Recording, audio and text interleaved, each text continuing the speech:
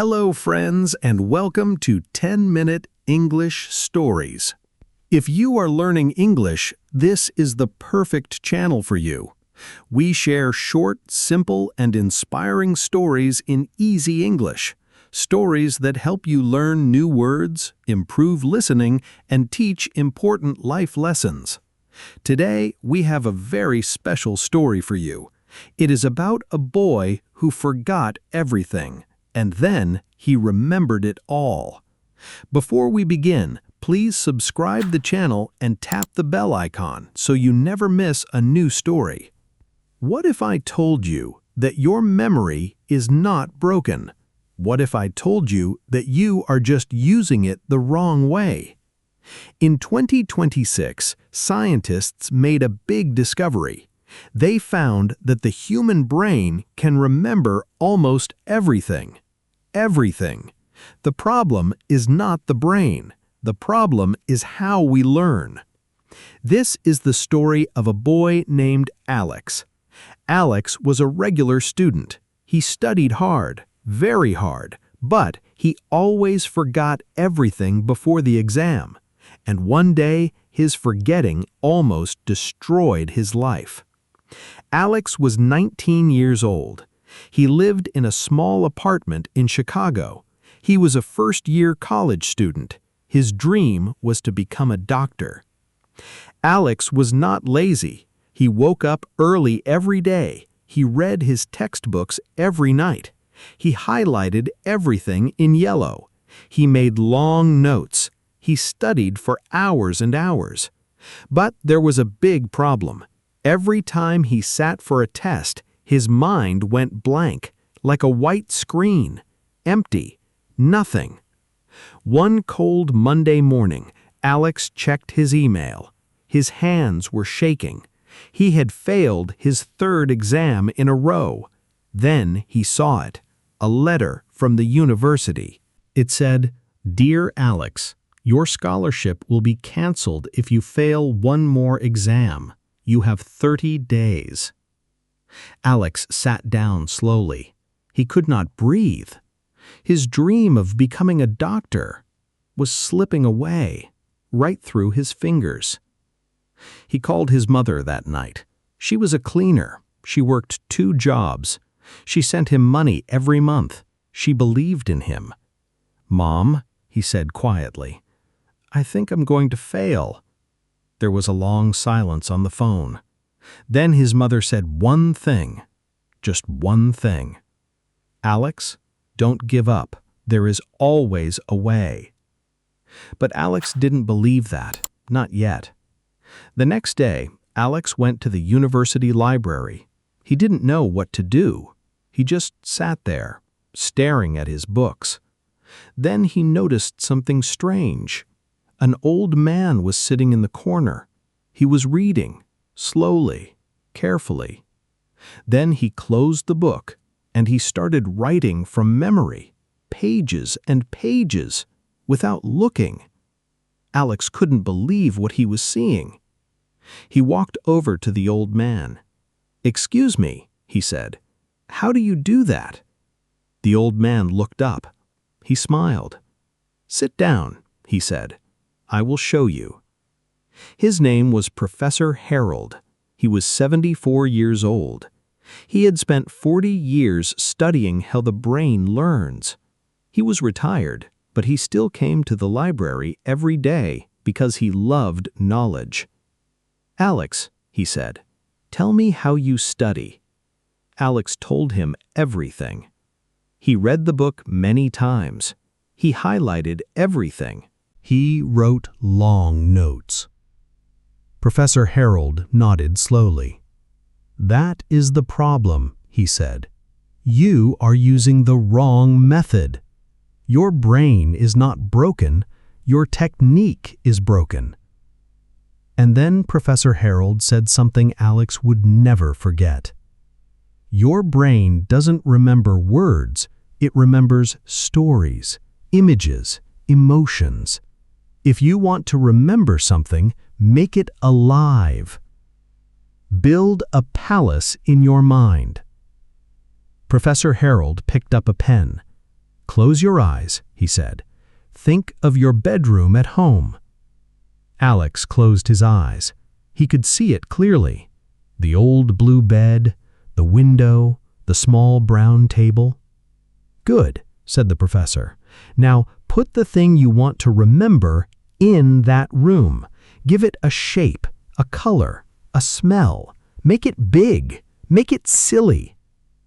The more crazy the image, the better your brain remembers it. Memory hack. The memory palace. Place information inside a room you know well. Walk through the room in your mind to recall it. Alex tried it. He had to remember the word mitochondria for biology. He imagined a giant green dragon sitting on his bed. The dragon was eating energy bars. That was the mitochondria, the powerhouse of the cell. He laughed. It felt silly, but he never forgot that word again. That was just the beginning. Don't study everything. Study smart. Professor Harold opened his old notebook. "Most students study like this," he said. "They read everything the night before the exam. That is called cramming, and it doesn't work. Your brain forgets fast. This is called the forgetting curve. After one day, you forget 70% of what you read. After 1 week, almost everything is gone." Alex felt sick. That was exactly what he did, every single time. Memory hack number 2. Spaced repetition. Review information at increasing intervals. After 1 day, 3 days, 7 days, 14 days. Each review tells your brain, this is important, keep it. The professor showed Alex a simple plan. Study a topic today. Review it tomorrow. Review it again after 3 days. Then after 1 week. Then after 2 weeks. Each time you review, your brain gets a signal. It says, this matters, don't delete it. Alex was starting to understand, but the biggest hack was still coming. Stop reading. Start testing yourself. Reading is passive, said the professor. Your eyes move, but your brain sleeps. The best way to learn is to test yourself. Close the book, try to remember. Struggle a little. That struggle, that is your brain building a stronger memory. Memory hack number 3. Active recall. After reading, close your book and write down everything you remember. Do this daily. Struggling to recall is the real workout for your brain. Alex tried it that same evening. He read 1 page, then he closed the book. He tried to write everything from memory. At first, he could barely write 3 lines. He felt frustrated. Good, said the professor the next day. That feeling of struggle is good. Every struggle makes the memory stronger. Your brain learns while you sleep. One evening, Alex was studying until 2 in the morning. Professor Harold sent him a message. Go to sleep, Alex, right now. Your brain needs it. Alex was confused. Sleep? Before the exam? The professor explained. While you sleep, your brain sorts all the information. It moves short-term memories into long-term storage. If you don't sleep, those memories disappear. 7 to 8 hours of sleep is not lazy. It is studying. Memory hack number 4. Sleep 7 to 8 hours after studying. Your brain processes and stores memories during deep sleep. No sleep equals no memory. It's science. Alex didn't know it yet, but these 4 hacks were about to change his exam results and his entire life. The final exam. 3 weeks passed. Alex worked differently now. No more reading the same page 5 times. No more cramming the night before.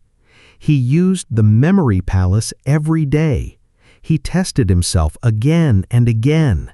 He slept 8 hours every night. And then the day came, his final exam, biology. The exam that would decide everything. Alex walked into the exam room. His hands were calm. His heart was steady. He sat down. He read the first question, and something amazing happened. He could see his memory palace clearly, every room, every image. The green dragon on the bed, mitochondria, powerhouse. The dancing red cells on the window, red blood cells. The giant yellow sun on the table, photosynthesis. He wrote and wrote and wrote. The answers came easily, like water from a tap. When the exam ended, Alex put down his pen. He looked around the room. Other students looked tired, worried. Alex felt different. He felt calm. He felt ready. The result. 2 weeks later, the results came. Alex opened his student portal. He held his breath. Biology, 91 out of 100. He read it again, slowly. 91. He had never scored above 60 in his life. He called his mother. She answered immediately. "Mom?" he said. His voice was breaking. "I did it!" His mother started crying. So did he. Alex's scholarship was saved. His dream of becoming a doctor was alive again. And it all started with one conversation in a library. He went back to find Professor Harold, but the librarian told him something strange. Professor Harold? He passed away last month, but he used to come here every day for 20 years. He always said he was waiting for someone who really wanted to learn. Alex stood there quietly. He looked at the empty chair in the corner. He smiled. "Thank you," he whispered. "Your brain is not your enemy. Your habits are. Change the habit. Change your life." The memory palace, spaced repetition, active recall, and sleep. These are not tricks. They are how your brain was designed to learn. You were never bad at studying. You were just never taught the right way. Now you know. Now you can remember everything. If this story helped you today, share it with someone who is struggling, because maybe they are waiting for their Professor Harold too.